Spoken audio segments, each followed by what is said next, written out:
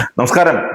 കഴിഞ്ഞ 2 ദിവസമായി മന്ത്രി CP ജോണിനെ എയറിൽ കയറ്റി നിർത്താൻ ശ്രമിക്കുന്നത് കാണുമ്പോൾ സഹതാപം തോന്നുന്നു. വെറുതെ പറയുന്നതല്ല. പാലക്കാട് നടത്തിയ തന്റെ ഒരു പ്രസംഗത്തിന്റെ ചില വാചകങ്ങൾ എടുത്തുപിടിച്ച് ജോണിനെ ഒരു വലിയ സ്ത്രീവിരുദ്ധനായി ചിത്രീകരിക്കുവാനുള്ള ശ്രമമാണ് നടക്കുന്നത്. സ്ത്രീകളോട് മാത്രമല്ല, ഇടപെടുന്ന മുഴുവൻ പേരോടും മാന്യമായി രാഷ്ട്രീയം സംസാരിക്കുന്ന അപൂർവം ചില രാഷ്ട്രീയക്കാരിൽ ഒരാളാണ് CP ജോൺ. ഇതോടുകൂടി UDF-ൽ നിന്നും മാത്രമല്ല, കോൺഗ്രസിന്റെ അരികിൽ നിന്നും ജോണിനെ അകറ്റാമെന്ന് ആരോ ബോധപൂർവം കണക്കൂട്ടുന്നു എന്നൊരു സംശയമില്ലാതില്ല. എന്നാൽ കോൺഗ്രസും UDF-ഉം ശക്തമായ നിലപാട് ആണ് ഇക്കാര്യത്തിൽ എടുത്തിരിക്കുന്നത്. പ്രത്യേകിച്ച് കോൺഗ്രസിന്റെ പ്രതിനിധികൾ ചാനൽ ചർച്ചകളിൽ ആഞ്ഞടിച്ച് സംസാരിക്കുന്നത് കഴിഞ്ഞ ദിവസം കേട്ടു.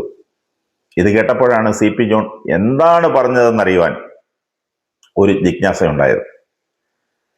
പാലക്കാട് നടത്തിയ പ്രസംഗം കൃത്യമായി വിശകലനം ചെയ്താൽ 3 കാര്യങ്ങളാണ് CP പറഞ്ഞത്.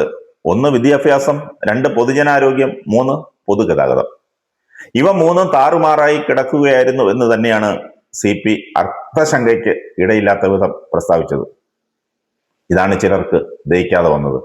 ഈ നാട്ടിലെ അതിദാരിദ്ര്യം അവസാനിച്ചുവെന്നായിരുന്നു കഴിഞ്ഞ സർക്കാർ പ്രഖ്യാപിച്ചിരുന്നത്. എന്നാൽ അതിദാരിദ്ര്യം അവസാനിച്ചിട്ടില്ലെന്നും പലരും ദാരിദ്ര്യരേഖയ്ക്ക് താഴെ തന്നെയാണെന്നും ഉദാഹരണ സഹിതമാണ് CP ജോൺ വെളിപ്പെടുത്തിയത്.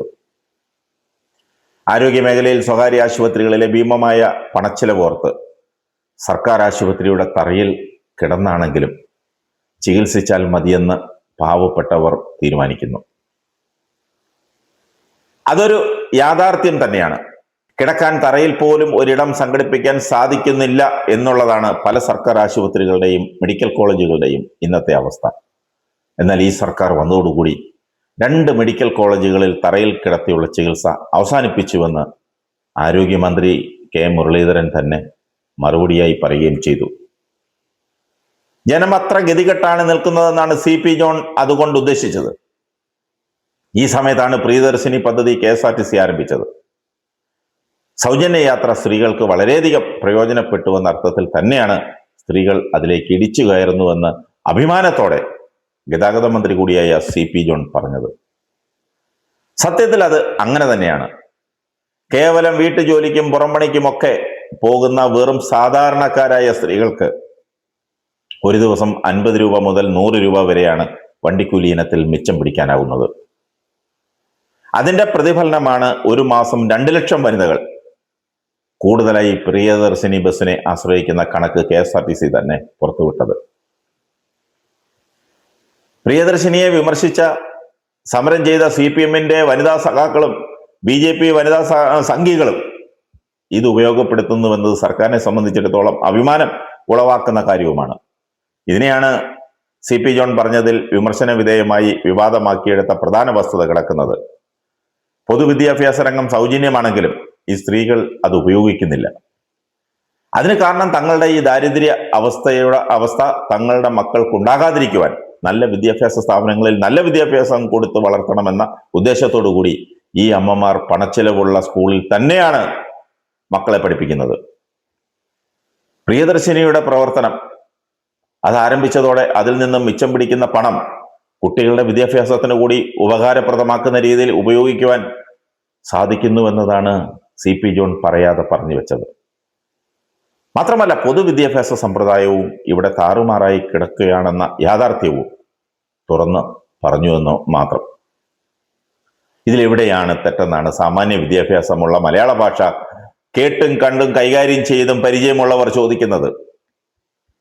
എന്നാൽ ഭാഷയെ വക്രീകരിച്ച് ഉപയോഗിക്കുന്ന ചിലർ അതിനെ സ്ത്രീവിരുദ്ധമായി കാണുകയും CP ജോണിനെ ആക്ഷേപിക്കാൻ ഉപയോഗിക്കുകയും ചെയ്യുന്നു. ഇവിടെയാണ് ആരോ CP ജോണിനെ ടാർഗറ്റ് ചെയ്യുന്നുവെന്ന തോന്നൽ ഉളവാക്കുന്നത്. ചിന്താ ജെറോമിന്റെ സംശയങ്ങളാണ് ആ വഴിയിൽ ചിന്തിക്കുവാൻ പ്രേരിപ്പിക്കുന്നത്. ചങ്ങമ്പുഴയുടെ വാഴക്കുല വൈലോപ്പള്ളിയുടെ വീട്ടിൽ കൊണ്ടുപോയി അവിടെ വെച്ച് ഡോക്ടറേറ്റ് വാങ്ങിയ ചിന്ത ഇന്ന് ജീവിച്ചിരിക്കുന്ന ഏക കമ്മ്യൂണിസ്റ്റ് മന്ത്രിയെ ആക്ഷേപിക്കുവാൻ സമയം കണ്ടെത്തി എന്നത് തന്നെ ഒരാശ്വാസമാണ്. മാത്രമല്ല, പണി ആരംഭിച്ചിരിക്കുന്നത് അങ്ങ് പാലക്കാട്ട് നിന്നാണ്. കഴിഞ്ഞ തെരഞ്ഞെടുപ്പിൽ UDF മത്സരത്തിനിറങ്ങുമ്പോൾ പല വിസ്മയങ്ങളും ഉണ്ടാകുമെന്ന് പറഞ്ഞിരുന്നു. അങ്ങനെയുള്ള പല വിസ്മയങ്ങളുടെയും പിറകിൽ CP ജോണിന്റെ കരങ്ങളുണ്ടെന്ന് വിശ്വസിക്കുന്ന ആരൊക്കെയോ ആണ് CP ജോണിനെതിരെയുള്ള കരുക്കൾ നീക്കുന്നത്. പ്രത്യേകിച്ച് PK ശശിയെ പാർട്ടിയിലെടുത്ത് അധികം ദിവസം കഴിയുന്നതിന് മുമ്പ് പാലക്കാട്ട് നിന്ന് തന്നെയാണ് CPക്കിട്ട് പണി വന്നത്. അതായത് കമ്മ്യൂണിസ്റ്റ് പാർട്ടിയിൽ ഇന്നുള്ള പല ആഭ്യന്തര പ്രശ്നങ്ങളും അത് പൊട്ടിത്തെറിയുടെ വക്കിൽ നിൽക്കുന്ന സാഹചര്യത്തിൽ അതിൽ നിന്ന് ഒഴുകി വരുന്ന ലാവ അടിഞ്ഞുകൂടുവാൻ സാധ്യതയുള്ള ഇടം, ആ ഇടം തേടി അതിന് തടയിടുക എന്ന സാമാന്യ രാഷ്ട്രീയമാണ് ഇതിൻ്റെ പിറകിലുള്ളത്. അതിന് ഒരു ചിന്തയെ കരുവാക്കി. ചെറിയ കമ്മ്യൂണിസ്റ്റ് പാർട്ടിയായ CMP ഒന്ന് കൊഴുക്കുമോ എന്ന് ചിലർക്കെങ്കിലും ഭയമുണ്ടെന്ന് ചുരുക്കം.